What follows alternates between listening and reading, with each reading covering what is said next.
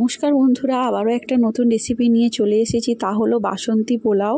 বাসন্তী পোলাও আর chicken কষা খেতে কার না ভালো লাগে। তো আজকে রইলো খুব সহজে কি করে বাসন্তী পোলাও বানাবে। প্রথমে আমি এখানে ফোড়নের জন্য গোটা গরম মশলা আর কাজু কিশমিশ রেখেছি। এরপর আমি চালটাকে ভালো করে জল দিয়ে ধুয়ে শুকনো করে নেব।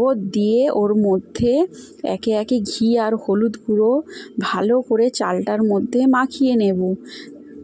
ভালো করে মাখিয়ে নেওয়ার পর এরপর আমি কড়াইতে ঘি দিয়ে তার মধ্যে গোটা শুকনো লঙ্কা আর গোটা গরম মশলা দেব।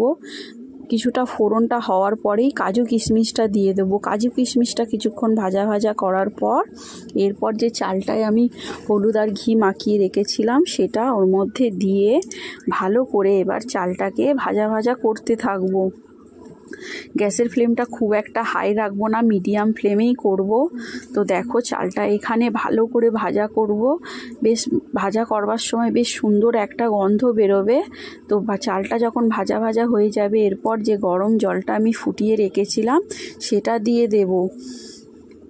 জল দিয়ে দেওয়ার পর এরপর একে একে আমি স্বাদ মতো নুন আর চিনিটা মিশিয়ে দেব। এই সময় দিলে ভাতের মধ্যে নুন চিনিটা বেশ ভালোভাবে মিশে যায়।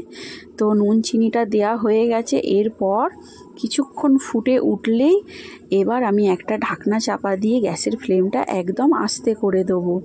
তো কিছুক্ষণ রেখে দেওয়ার পর আবারও ওটাকে নেড়ে চেড়ে দেব।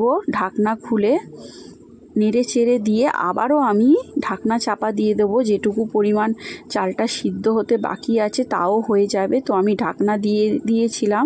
তো দেখো এখানে আরও কিছুক্ষণ রেখে দেওয়ার পর একদমই পোলাওটা তৈরি হয়ে গেছে। আর যত ঠান্ডা হবে পোলাওটা আরও ঝরঝরে হয়ে যাবে। তো এটা খুবই সহজ পদ্ধতি, তোমরা একবার অবশ্যই বানিয়ে দেখবে, খুব ভালো লাগবে। আর বাসন্তী পোলাওয়ের সাথে চিকেন কষা খেতে সবারই ভালো লাগে। তো ভালো লাগলে অবশ্যই সবাই আমার চ্যানেলটিকে সাবস্ক্রাইব করে দিও।